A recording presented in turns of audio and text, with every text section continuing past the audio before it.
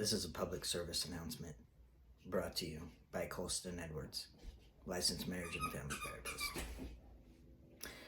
Anderson Union High School District has now joined the ranks of the ill-informed members of public school boards that believe somehow a board policy can outweigh California state curriculum.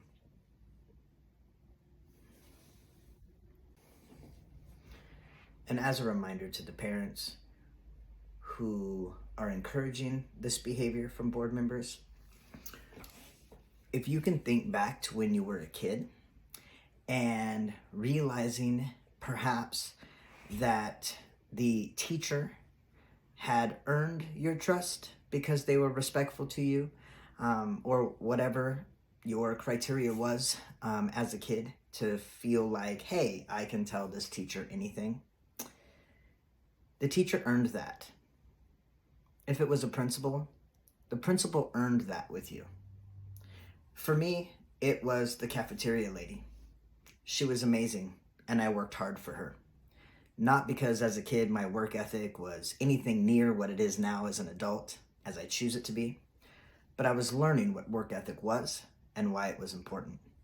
And the cafeteria lady at my elementary school helped reinforce that learning, because she cared about me and she loved me.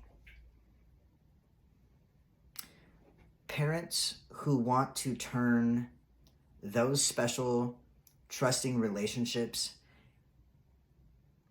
between a kid and their teacher, a kid and the principal, a kid and the cafeteria lady, a kid and the janitor, the kid and any school staff, putting school staff into a position where they're now the spy for the parents who haven't learned how to have a relationship with their kid based on trust. Because if you had, as a parent, built trust with your kid, had a very healthy, positive, encouraging relationship with your kid, if you as a parent had taught your kid that you were safe, then our trans kids wouldn't have to out themselves to a teacher first. Requiring school staff to be the spy, to be the narc, because you as a parent have failed at your job when it comes to creating a safe place for your kid. So instead of doing the work your damn self, you're going to take advantage of the work that that teacher or that school staff has done in building rapport with your kid. You didn't earn that. You didn't earn the kid's trust. Not enough to share with you that maybe they have a different pronoun preference. Maybe they have a different name preference. And instead, let's make it a requirement that in order for these teachers to be in compliance with this board policy, they have to report within 3 days. If you as a parent still haven't figured out how to have a trusting, encouraging, supportive, safe relationship with your child, stop relying on other school staff who have learned how to do that, who do it every single fucking day because they're trustworthy and they're not using information against kids. If you're an involved parent, you already know your kid may be non-gender conforming. For you parents who don't know, that are wanting to make sure that these school spies give you the information, figure it out your own damn self. Create a safe relationship with your child. For those of you who've missed the boat on that and don't understand why these board policies are so idiotic and detrimental and possibly lethal, fatal for these kids, ask a teacher. I'm sure they'd love to educate you. California Department of Education. Here's some education for you.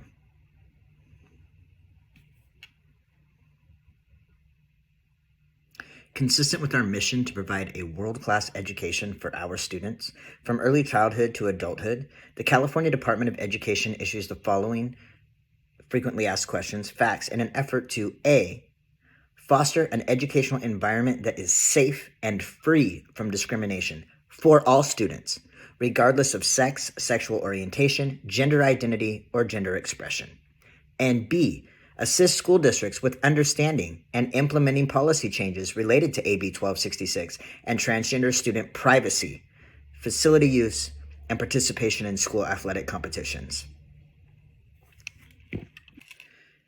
A transgender or gender nonconforming student may not express their gender identity openly in all contexts, including at home. Revealing a student's gender identity or expression to others may compromise the student's safety. Thus, preserving a student's privacy is of the utmost importance. The right of transgender students to keep their transgender status private is grounded in California's anti-discrimination laws, as well as federal and state laws. Disclosing that a student is transgender without the student's permission may violate California's anti-discrimination law by increasing the student's vulnerability to harassment and may violate the student's right to privacy. A school district is required to maintain a mandatory permanent student record, which includes the legal name of the student and the student's gender. If and when a school district receives documentation that such legal name or gender has been changed, the district must update the student's official record accordingly.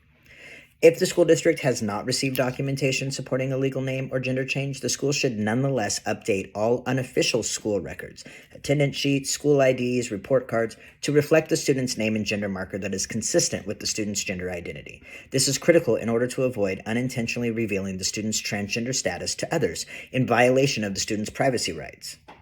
If a student so chooses, district personnel shall be required to address the student by a name and the pronouns consistent with the student's gender identity, without the necessity of legal documentation or a change to the student's official district record. The student's age is not a factor. That's a sentence all in and of itself. The student's age is not a factor. For example, children as early as age 2 are expressing a different gender identity. It is strongly suggested that teachers privately ask transgender or gender nonconforming students at the beginning of the school year how they want to be addressed in class, in correspondence to the home, or at conferences with the student's parents. In addition to preserving a transgender student's privacy, referring to transgender students by the student's chosen name and pronouns actually fosters a safe, supportive, and inclusive learning environment. To ensure that transgender students have equal access to the programs and activities provided by the school, all members of the school community, all members of the school community must use the transgender student's chosen name and pronouns. Schools should also implement safeguards to reduce the possibility of inadvertent slips or mistakes, particularly among temporary personnel such as substitute teachers. If a member of the school community intentionally uses a student's incorrect name and pronoun or persistently refuses to respect a student's chosen name and pronouns, that conduct should be treated as harassment. That type of harassment can create a hostile learning environment, violate the transgender student's privacy rights, and increase that student's risk for harassment by other members of the school community. Examples of this type of harassment include a teacher consistently using the student's incorrect name when displaying the student's work in the classroom, or a transgender student's peers referring to the student by the student's birth name during class, but would not include unintentional or sporadic occurrences. Depending on the circumstances, the school's failure to address known incidents of that type of harassment may violate California's anti-discrimination laws. And here we are with parents sitting on school boards, some of which don't even enroll their own kids in the school board in which they're sitting on. I wonder why that is. La Barbera. Anderson Union High School Districts recently passed a 4-1 vote on their school board, their stacked school board, with the intention of really coming in to harass gender nonconforming students. Just because you voted for it doesn't make it legal.